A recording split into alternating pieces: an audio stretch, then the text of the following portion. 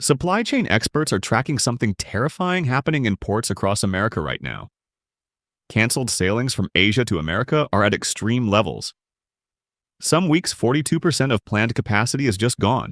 And recent studies and industry reports have raised concerns about a possible food shortage in 2025, fueled by factors like climate change, inflation, global supply chain disruptions. Companies front-loaded inventory earlier this year knowing what was coming, but the buffer runs out in early June. After June, stores will be restocking from a pipeline that's being choked off by trade wars, climate disasters, and shipping disruptions. Major grocery chains are already warning about empty shelves this summer, and what I'm about to show you will change how you shop forever. Here's what most people don't realize: we're not just talking about higher prices anymore. According to the National Retail Federation, cargo volumes will significantly decline because of canceled or delayed orders due to the tariffs. This isn't like the toilet paper shortage of 2020, where you could find alternatives. This time it's core food items that your family needs every single day, and the alternatives simply don't exist at scale. Item 1. Cocoa and chocolate products. The sweet catastrophe. The chocolate industry is facing its biggest crisis in modern history, and cocoa prices have skyrocketed in recent months, reaching historical highs of nearly $10,000 per metric ton earlier this year. This isn't just a small price bump. We're talking about cocoa shortages pushed the commodity price of cocoa to a whopping $12,500 per ton on the London market last spring, up 400% from the typical price over the past decade. The devastation starts in West Africa, where West Africa, predominantly Côte d'Ivoire and Ghana, account for about 80% of world cocoa production. Climate change has unleashed a perfect storm of destruction. Extreme flooding followed by severe droughts have decimated cocoa farms across Ghana and Ivory Coast. But it gets worse. There's a virus called cocoa swollen shoot virus that's wiping out entire plantations. Here's what really breaks your heart. Farmers in Ghana are literally abandoning cocoa farming for illegal gold mining because they can't survive on cocoa income anymore. Meanwhile, Ghanaian cocoa farmers are abandoning beans for gold in an illegal mining boom that has hit Ghana's cocoa production and helped drive up prices. When I tell you that some farms have gone from 6,000 cocoa trees to just a dozen, you understand the scale of this disaster. Major chocolate companies are already sounding the alarm. Hershey, for example, recently alluded to high cocoa prices when forecasting lower than expected company profits for 2025.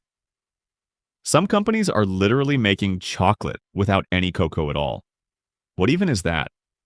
Chocolate brands are grappling with higher cocoa costs, and many are passing the burden onto consumers in the form of price hikes. The ripple effects are already hitting store shelves hard. The price of a king-size 2-pack of Reese's Hearts increased by 13% from February 2024 to February 2025, while a 10.8-ounce bag of milk chocolate Hershey's Kisses rose from $4.89 to $5.49, a 12% increase in just 1 year. But here's the scary part. Chocolate prices in 2025 are expected to accelerate by double-digit percentages in the low teens, according to industry experts. JP Morgan predicts something that should terrify every chocolate lover. We see the chocolate market set for inflation largely unprecedented in recent history. Your kid's favorite candy bar could cost twice as much by summer, and that's if you can even find it. The kind of chocolate we're used to eating is about to become a luxury item. What's particularly concerning is that this isn't a temporary blip. The International Cocoa Organization projects that global cocoa supply will drop by 13% to 4.38 billion tons in 2024. With cocoa stocks potentially hitting their lowest levels in 45 years. When supply chains break down at this fundamental level, recovery takes years, not months. Item 2. Vegetable oils, the hidden crisis that could shut everything down. This might be the most terrifying shortage on this entire list because vegetable oils are literally in everything. Every single processed food in your kitchen, your salad dressing, mayonnaise, chips, bread, fried foods, all contain vegetable oil. Without it, the entire food industry grinds to a halt. Canada normally produces around 20 million tons of canola oil annually. But here's the nightmare. Record heat waves fried Canada's canola crop so badly that they're now producing less than 17 million tons. That's like if suddenly a third of all gas stations in America just vanished overnight. But wait, it gets exponentially worse. The extreme weather didn't just affect this year. Canada's western crop belt experienced the smallest canola harvest in 13 years. 13 years. And this isn't some regional problem that stays contained. Canada's biggest export markets include China, Japan, Mexico, and the United Arab Emirates. So when Canada can't produce, literally the entire world feels the impact. The soybean oil situation is even worse. Argentina, which normally ships soybean oil all over the world, got absolutely hammered by drought, so severe that crops literally turned to dust. Brazil is facing similar problems. But here's where this story gets absolutely insane. Energy companies are now using about 30% of soybean oil to produce biodiesel, and energy companies have announced plans to increase their biofuel capacity twofold to fivefold by 2030. Your cooking oil is literally competing with airplanes for fuel. A global biofuel boom is driving a shortage of the oils we need for cooking, while they're being diverted to power transportation. One bakery owner in Ohio told reporters his soybean oil costs shot up from 50 cents a pound to over $1, then jumped another 20 cents in just 2 months. His supplier keeps warning him prices are going up again, and he literally said, "I can't get quotes from any other company because no one has supply." The restaurant industry is already feeling the pain. Walk into any restaurant kitchen right now, and the chef is sweating about oil prices because without vegetable oil, you literally can't make anything. No fried chicken, no donuts, no salad dressing. Even bread needs oil to stay moist. This whole crisis is affecting the entire industry and leading to shortages of many essential food items. This is the one ingredient that could shut down everything. And most people have no idea how critical this shortage really is. Item 3. Eggs, the protein panic. The American egg industry is being decimated by the worst bird flu outbreak in history. We're talking about nearly 40 million commercial table egg layers in 12 states that have either died from disease or had to be destroyed to prevent spread. Egg prices are already 49% higher than last year, but here's the terrifying part. Price isn't even the real problem anymore. Egg producer Cal-Maine Foods said it saw demand outpace available supply. The biggest egg company in America is basically throwing up their hands, saying they can't keep up with demand anymore. Cal-Maine Foods, which is like the Walmart of egg production, is desperately buying eggs from smaller suppliers just to keep something on shelves. But those smaller suppliers are running out too. It's a domino effect that's accelerating every week. When a chicken farm gets hit with bird flu, you can't just flip a switch and get back to normal. These farms have to go through months of cleaning, disinfecting, restocking with new birds, and waiting for those birds to mature enough to lay eggs. We're talking about a process that takes 6 months or more. The farms that got hit earlier this year are still months away from being back online. Current supply is coming from farms that haven't been infected yet, but every week more farms are getting hit. By June, experts predict we'll reach the point where demand completely outstrips supply. Not just expensive eggs, but actually no eggs available at any price. Item 4. Rice, the global staple under siege. Rice feeds more people worldwide than any other food, and the global rice supply is in serious crisis. Climate change, including frequent extreme weather events, continue to disrupt crop yields, while El Niño weather patterns are destroying crops across major producing regions. What makes this particularly scary is that rice isn't something you can quickly replace or substitute. For billions of people, rice is a daily necessity, not a choice. Climate change is creating unpredictable growing seasons that are wreaking havoc on rice production globally. The numbers are staggering when you understand the scale of global dependence on rice. Asia produces about 90% of the world's rice, and climate change is hitting these regions particularly hard. Flooding destroys crops, but so does drought. The unpredictability is what's killing farmers. They can't plan when weather patterns change every season. The geopolitical situation is making things worse. Trade routes are being disrupted, and some countries are restricting rice exports to protect their domestic supplies. Rice prices in America have already jumped 10% this year, but that's just the beginning. Here's what most people don't realize. Rice is used in countless products beyond what you see in the rice aisle. Baby food, gluten-free alternatives, processed snacks, even some alcoholic beverages depend on rice. When rice shortages hit, they don't just affect Asian cuisine. The ripple effects will be felt across the entire food system. Major rice-producing countries like Thailand, Vietnam, and India are all dealing with climate-related challenges that are reducing their export capacity. When multiple major producers face problems simultaneously, there's nowhere else to turn for supply. Item 5. Coffee. Your morning routine is about to get expensive. Coffee plantations around the world are getting destroyed by climate change and persistent pests. Production is dropping while demand keeps growing, and here's the kicker. Coffee is one of those crops where you can't just grow more quickly. Coffee plants take years to mature. Brazil, which produces about 40% of the world's coffee, has been hit by severe droughts and unpredictable weather patterns. Vietnam, the second largest producer, is dealing with similar climate-related challenges. What makes this worse is that coffee consumption has been steadily increasing, especially with the growth of specialty coffee culture. We're heading toward a situation where demand significantly outpaces supply. By summer, expect massive coffee shortages and price increases that will make your morning routine very expensive. Some experts are predicting coffee could become a luxury item rather than a daily staple. Item 6. Wheat products, the breadbasket emergency. Ukraine used to be called the breadbasket of Europe. That was before the war. Now, wheat supplies are getting crushed from multiple directions. Ukraine can't export like before. Russia is restricting fertilizer exports, and American farmers planted 4% fewer wheat acres this year. Conflicts disrupt food production and distribution, destroy infrastructure, and create unsafe conditions for farmers and food workers. The war in Ukraine has had devastating effects on global wheat supplies that most people don't fully understand. Less wheat means less flour. Less flour means less bread, pasta, pizza dough, and baking supplies. The math is simple and terrifying. Wheat is the foundation of so many foods we take for granted.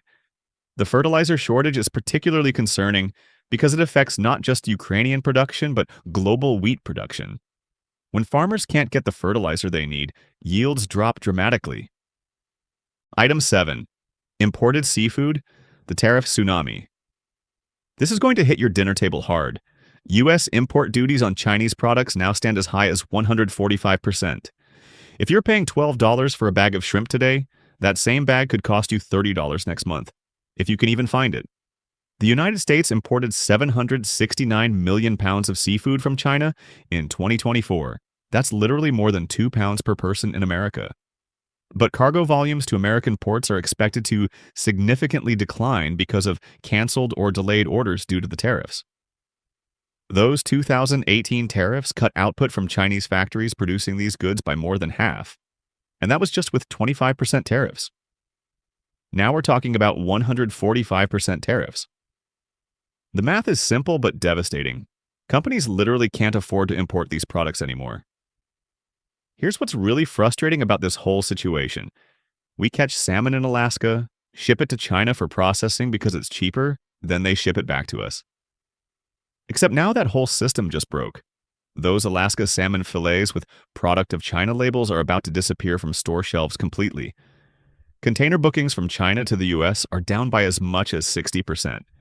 That's not a shortage, that's a complete collapse. Some retailers are choosing to pay to store their products in Chinese warehouses because it's actually cheaper than paying the tariff to bring them to America. Think about how insane that is. The food exists. Companies just can't afford to bring it here. Meanwhile, tilapia, which is the 4th most consumed seafood in the United States, accounts for 266 million pounds of Chinese exports to the US. That supply line has essentially been severed. The ripple effects go beyond just Chinese imports. When one major supplier gets cut off, it creates massive demand pressure on all other suppliers, driving prices up across the board for all seafood, regardless of origin. Item 8. Sugar and sweet products, the global squeeze. Sugar prices have already hit decade highs and they're going higher. India banned sugar exports to protect their domestic supply. Brazil is dealing with drought that's destroying sugarcane crops, and other major producers can't make up the difference. Without sugar, food manufacturers can't make most processed foods. Bakeries shut down. Even beverages become impossible to produce. Sugar isn't just about candy and desserts. It's a critical ingredient in countless food products. The sugar shortage is being driven by climate change affecting major producing regions, but also by increased demand as populations grow and economies develop. We're seeing a perfect storm of reduced supply and increased demand. What makes this particularly concerning is that sugar is used in food preservation and processing, not just for sweetening. When sugar becomes scarce, it affects the entire food manufacturing industry. Item 9. Powdered milk, the forgotten essential. Powdered milk isn't exactly the flashiest item on grocery shelves, but it's having a major moment right now. Across the globe, dairy farms are getting hit hard. In Australia, entire regions are dealing with back-to-back droughts and floods. Cattle have been lost, feed has been destroyed, and many small dairy operations just can't keep up. When fresh milk goes scarce in one part of the world, demand for shelf-stable milk skyrockets everywhere. Exporters are hoarding, importers are overbidding, and prices are climbing. In the US, milk production is down 0.3% year over year. That might not sound like much, but in an industry that runs on razor-thin margins, that's a big deal. Farmers are spending more on feed, fuel, and labor while getting less milk out of it. Try ordering powdered milk online right now. Prices are up 30 to 50% in just a few months, and bulk suppliers are selling out. Powdered milk is lightweight, compact, and has an 18-month to 2-year shelf life. It's like the Swiss Army knife of dairy. Item 10. Imported processed foods, the tariff bomb. This is the big one that most people aren't talking about. 25% tariffs on goods from Mexico and Canada, plus additional tariffs on Chinese products affects thousands of processed foods, cereals, canned goods, and packaged items. We're talking about everyday items you don't even think about. Canned tomatoes from Mexico, cereal ingredients from Canada, spices and sauces from China. Fish and crustaceans and vegetable fats and oils are some common items imported to the U.S. from China, according to Trading Economics. From Mexico, the U.S. commonly imports grocery items like cereals and processed fruits and nuts, while Canada sends cereal, flour, and alcohol products. Supply chain experts are saying these products could become unavailable or cost double by June or July. Tariffs will have an indirect impact on shortages by making foods more expensive, leading to lower demand, leading to lower supply, a cyclical effect that could lead to eventual shortages. Now, here's why June matters.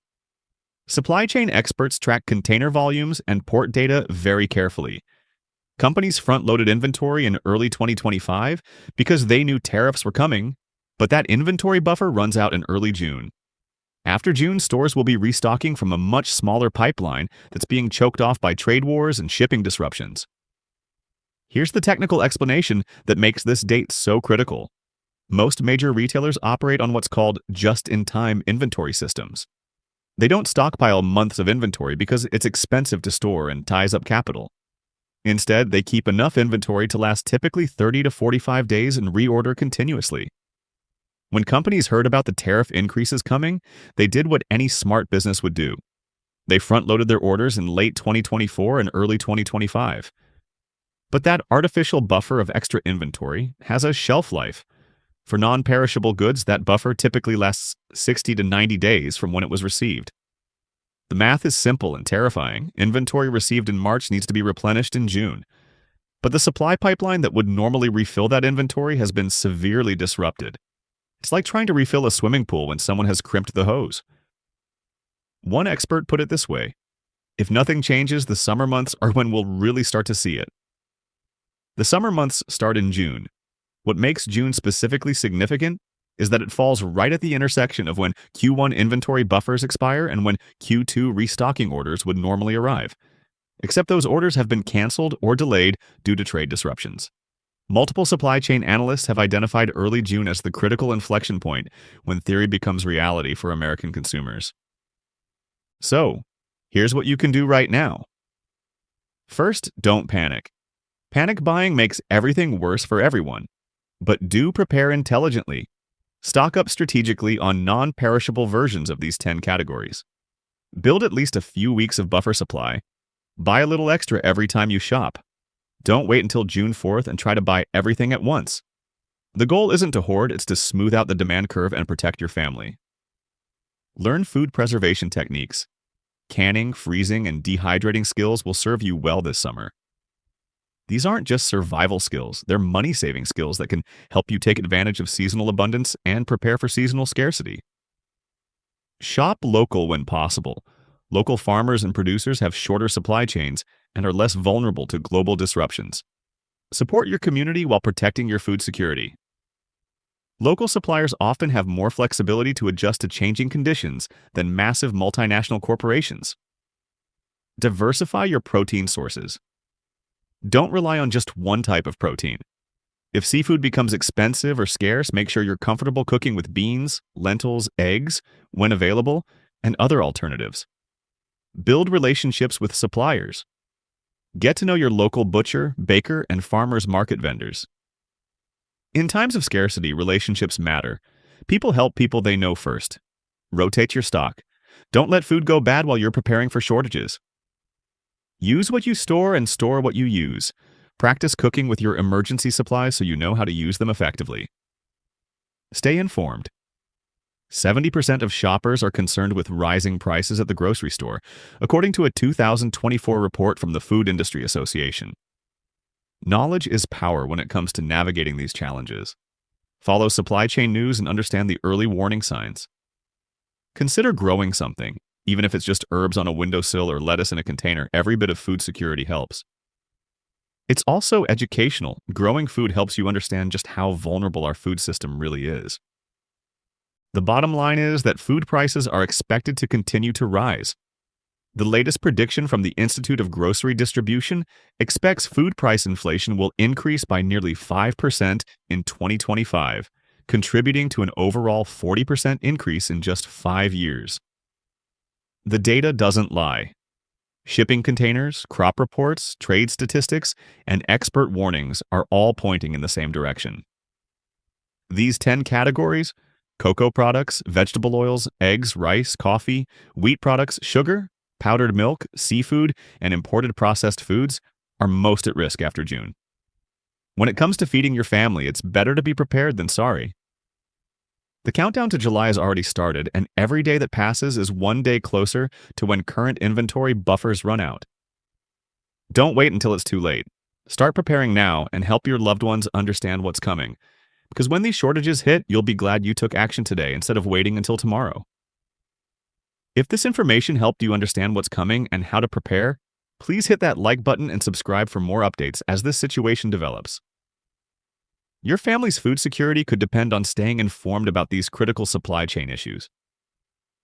Thanks for watching, and remember, being prepared isn't about fear, it's about taking care of the people you love.